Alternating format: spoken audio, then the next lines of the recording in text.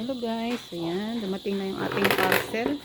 So yan, yan na, sanga na lang, pero green pa naman. So yan yung mga dahon. Pero titingnan ko sa SM Mall kasi may nakita ko doon nagbibinta ng halaman kung merong ganitong klase. So yan, at sana mapalugot natin ito, mabuhay siya. Napakaganda ng halaman ito. So nabasa ko kasi ito sa ano guys, sa Bible. Yung halaman na ito. So nag-search ako sa online, sa Shopee, mayroon naman pala.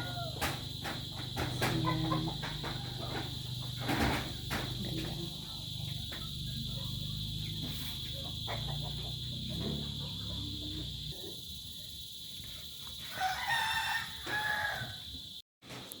So yan na.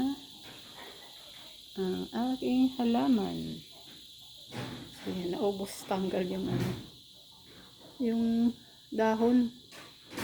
Ayan, hindi ko na lang tinanggal sa karton para hindi siya magalaw-galaw na gusto. Nandiyan lang na siya. So isiptik ko ito kung saan maganda ilagay. So yan,